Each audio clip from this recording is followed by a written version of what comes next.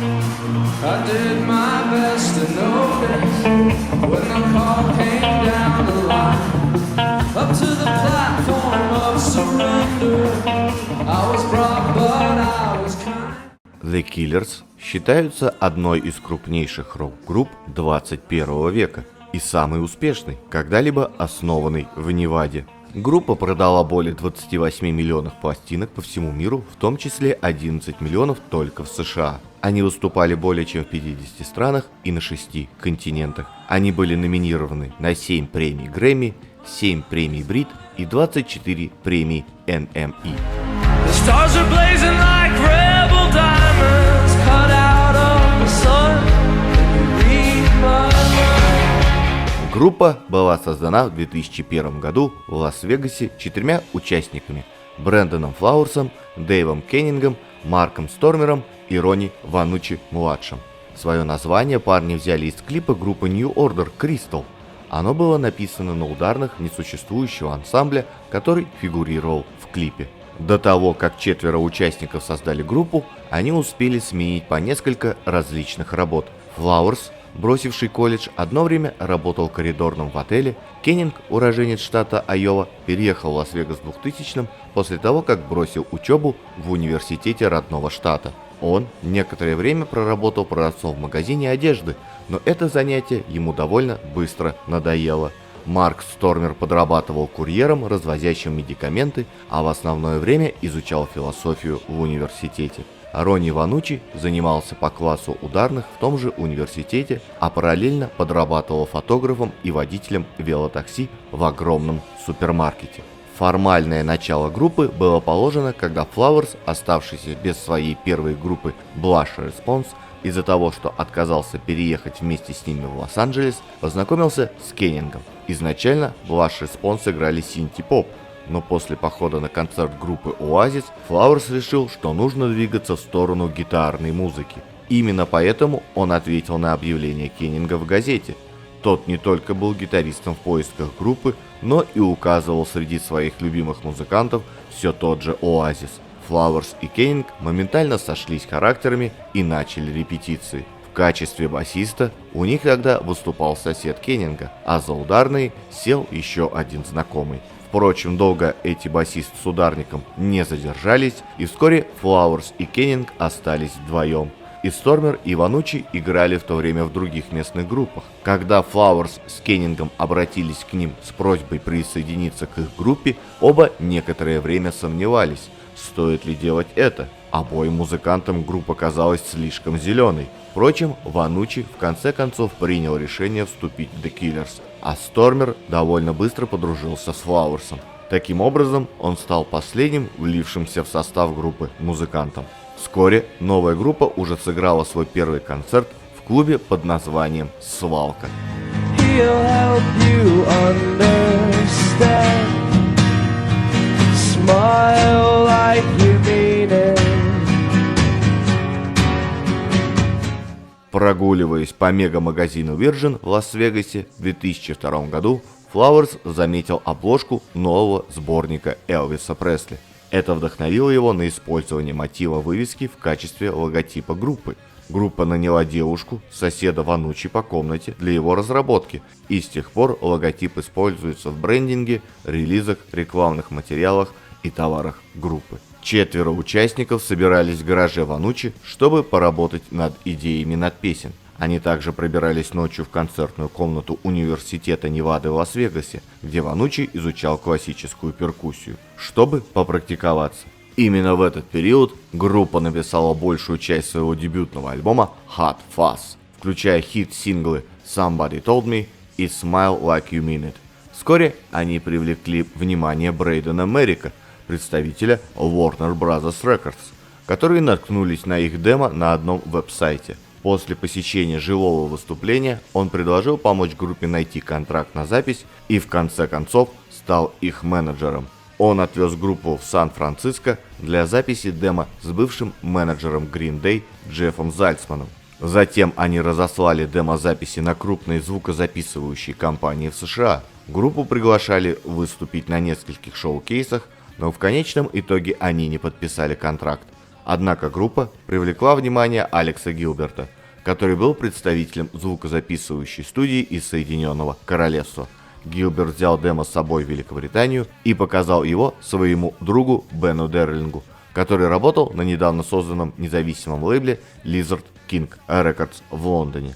Несмотря на то, что Lizard King еще не встречались с группой лично, они поспешили предложить группе сделку, основанную на силе демо из 5 песен. The Killers подписали контракт с британским лейблом в июле 2003 года.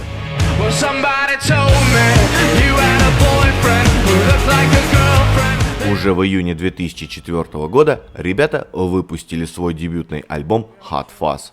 Первый сингл Somebody Told Me поначалу прошел незамеченным, но тут к делу подключился журнал NME, засыпавший The Killers похвалами за их выступление в Англии. Второй сингл Mr. Brightside уже попал в британский топ-10, а повторный выпуск Somebody Told Me обернулся полноценным европейским хитом. Музыка The Killers была в основном вдохновлена группами первой половины 80-х, игравших в направлении под названием «Новая волна», в основном Duran Duran и New Order.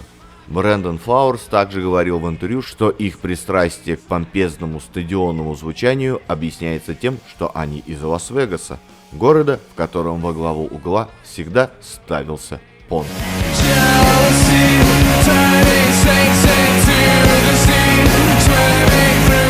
Благодаря постоянным концертам и серии выступлений на популярных телешоу как в Англии, так и Америке, The Killers вскоре добились довольно широкой известности. Во время их выступления на фестивале Гластонбери им даже предлагали стать хедлайнерами после того, как выступление Кайли Миноуг пришлось отменить из-за того, что у певицы нашли рак груди. Однако группа отказалась. Они сочли, что в их репертуаре пока недостаточно песен для полноценного хедлайнерского шоу. Вместо главной сцены в последний день фестиваля они отыграли на меньшей по размеру пирамидальной сцене в самый первый день. Несмотря на такую скромность музыкантов, наблюдатели отметили, что выступление The Killers вызвало среди зрителей фестиваля едва ли не наибольший ажиотаж. В июле 2005 года группа приняла участие в концерте Live Aid в Лондоне, где они исполнили песню All These Things That I Have Done. Робби Уильямс, выступавший следом за ними, вставил в свою песню одну из ключевых строчек из исполненной ими песни. Он спел «У меня есть душа, но я не солдат». Эту идею подхватили группы Coldplay и U2. И те вставили эту строчку в собственные песни. Эта песня о телеведущем Мэтти Пинфилде. До того, как Killers стали знаменитыми, Пинфилд, который в то время был вице-президентом отдела звукозаписи и репертуара на Columbia Records, пытался подписать контракт с группой. Но также он работал с армией США в рамках программы по наставничеству раненых солдат-музыкантов, возвращавшихся из Ирака. Пинфилд как-то наблюдал за репетицией группы в гараже барабанщика Рони Ванучи и пригласил их на ужин. После него он спросил, не хочет ли кто-нибудь подвезти его обратно в отель, и Брэндон Флауэрс согласился. В итоге они поехали в бар отеля Gold Coast. Я рассказал ему свою историю о наставничестве солдат и какое у меня было тяжелое время. Вскоре мне сказали, что в тот же вечер Брэндон написал обо мне песню.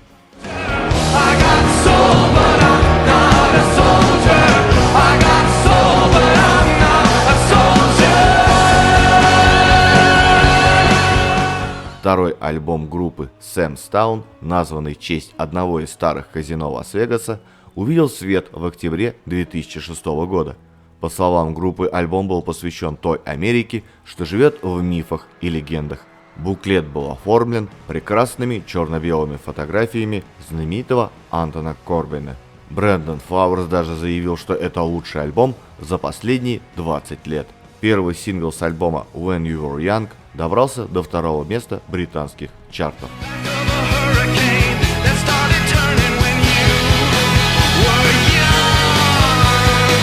Третий студийный альбом Day and Age был выпущен в 2008. Первым синглом стала песня Human. Флауэрс описал песню, как Джонни Кэш встречает Pet Shop Boys. Песня стала мировым хитом. Лирика «Мы человек» или «Мы танцор» вызвал много путаницы и споров из-за своей грамматики и двусмысленности. Флауэрс объяснил, что эта строчка была вдохновлена автором книги «Страх и ненависть в Лас-Вегасе» Хантером Томпсоном, который заявил, что Америка воспитывает поколение танцоров, боящихся сделать хоть один шаг из правил. Впоследствии в одном музыкальном опросе она была признана самой запутанной песней всех времен.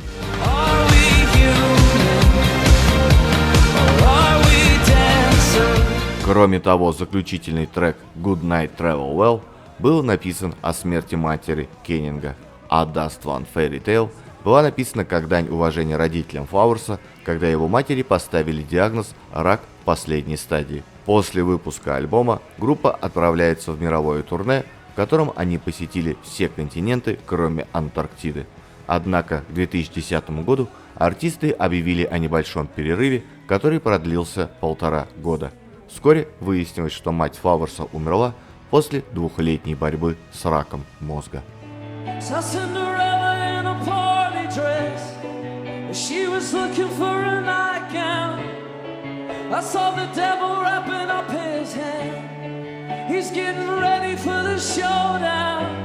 Первой ласточкой с 4-го студийного альбома стала песня Runaways. Премьера вызвала бурю отзывов, как положительных, так и не очень. Несколько часов после релиза группа находилась в мировом топе Twitter-трендов. Группа устроила масштабное шоу в Нью-Йорке в честь выхода пластинки. Выступление мог видеть каждый. Портал YouTube транслировал его в режиме реального времени. Следом вышло и видео на песню Miss Atomic Bomb, которое было признано лучшим анимационным видео года. А в 2011 году Брэндон принял участие в рекламной кампании мормонизма. Возможно, потому что отец Брэндона был алкоголиком, пока фронтмену не исполнилось 5 лет.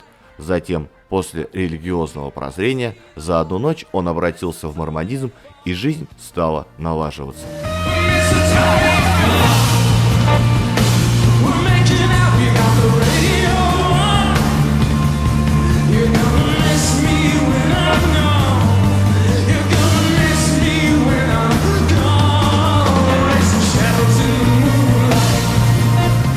11 сентября 2013 года группа разместила в Твиттере картинку, содержащую 6 строк азбуки Морзе.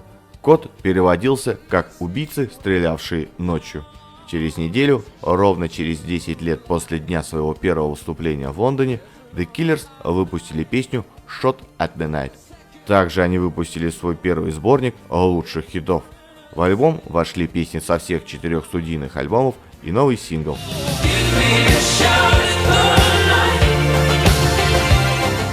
В 2017 году вышел 5-й студийный альбом. Он был спродюсирован Джейк Найфом Ли, а главный сингл «The Man» был выпущен 14 июня. Барабанщик Ронни Ванучи заявил, что текст песни был в основном о том, как когда мы были моложе, мы чувствовали себя непобедимыми. Что значит быть мужчиной в свои 20 лет? Что-то вроде непобедимого. Это своего рода насмешка, что на самом деле смысл вовсе не в том, чтобы быть мужчиной. На самом деле это больше о сострадании и сочувствии. Но чуть позже было объявлено, что Дэйв Кеннинг уходит из группы на неопределенный срок, сославшись на усталость от изнурительного гастрольного графика и желание проводить больше времени со своим сыном. Вскоре ушел и Стормер. Однако оба подтвердили, что будут по-прежнему являться участниками группы.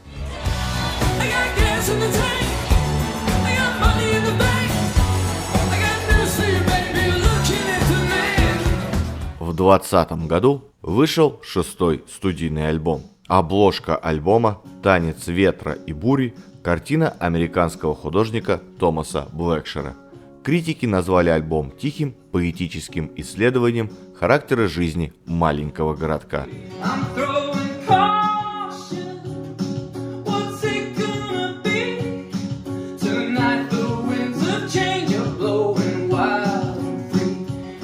The Killers при всем при том приятно слушать человеку, который с трудом разбирает слова в любимых иностранных песнях.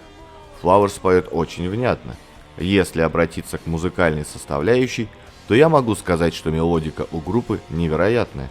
Тут тебе и пленочная инди, и стадионный рок в полный рост, и взрывная альтернатива в придачу. При этом все очень легко, песни летят вперед, увлекая за собой. Записывая этот ролик, в моей голове крутится пластинка с лучшими песнями группы. И я так искренне хочу вас заразить этой музыкой, Так хочу, чтобы вы послушали хотя бы те песни, с которыми я с вами поделился. Надеюсь, что после моей раскидистой пиар-компании именно это и произойдет.